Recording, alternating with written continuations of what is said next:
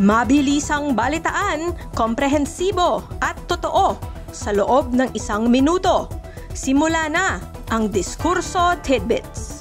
DPWH umaming walang master plan para sa paggawa ng flood control projects. Senado ipinataw ang contempt kay Curly Discaya dahil sa pagsisinungaling sa pagliban ni Sara sa flood control probe.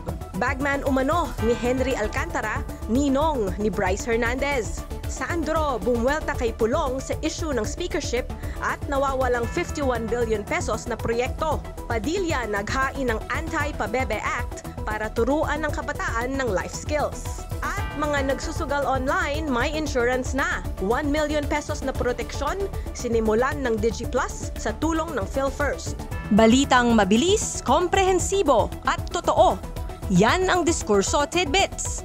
Basahin ang tungkol sa lahat ng yan at sa marami pang ibang nakatutuwa at makabuluhang balita sa diskurso.ph.